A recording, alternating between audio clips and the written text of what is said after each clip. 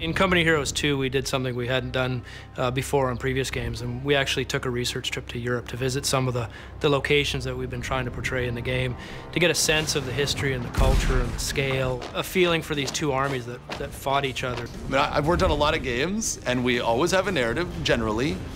Most of them, even when there's a seriousness to it, they're not quite as gritty or real as this one.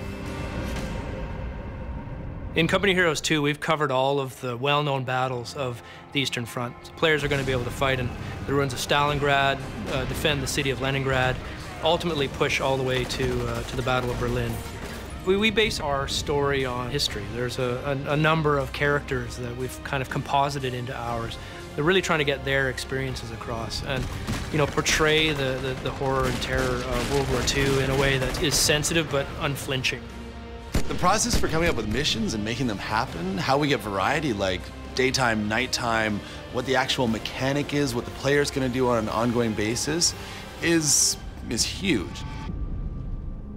We've expanded quite a bit from Company of Heroes 1. We've got missions where you're leading a small group of snipers through a countryside, eliminating German officers. We've got a mission where you're sieging a castle. They actually fought with modern weapons at some of these places. So you had tanks and machine guns where you might typically think about knights and, you know, swords. The campaign itself is based on, you know, poring over history books, reading personal journals and records from soldiers. So although we can't recreate those battles exactly as they were, we try to capture some aspect, some element of what they might have felt like. We want to pull people through playing one mission where maybe it's a little bit tough to deal with the elements that are in that mission because horrible things are happening. Horrible things happen on the Eastern Front. That's an authentic part of the experience. But at the same time, we know that needs to swing upwards, and so we'll look for something that's going to be like, what's going to be really fun? What's going to be really fun is storming through German lines with tanks. Yeah, let's do that.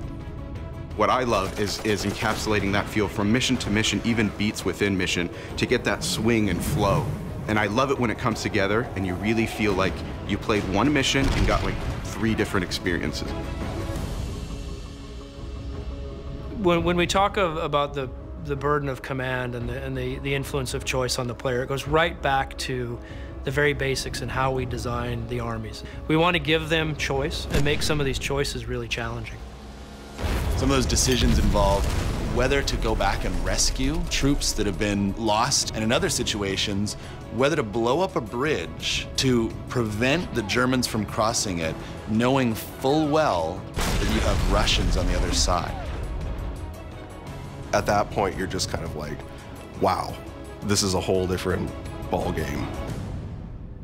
Theater of war really is something where we're trying to extend the experience and the ways in which you can play the game. And it's sort of just like, we know what happened in real life, so how did you handle it, and can you get the same result?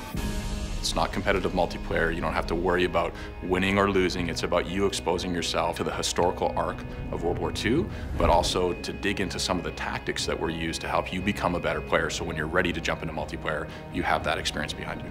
RTSs are inherently abstracted. You know, the camera's up high, and to deliver emotion and the kind of narrative experience that you want in a game is challenging.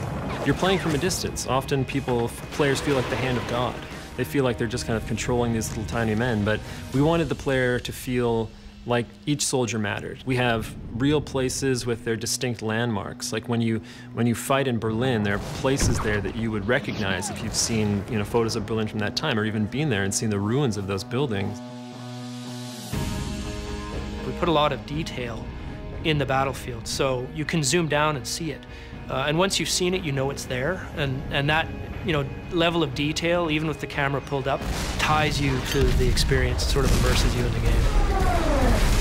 The feel of Company of Heroes comes from so many systems working together to immerse the player in that environment. The audio has always been incredible. The authenticity of the weapons, the movement of the soldiers, all of those things work together to pull the player into the game. As you play through as a player, I think it's impossible not to get deeper and deeper in that experience. It's real, it's gritty, it's dark, and by the end of it, you can't help but feel attached to the outcome.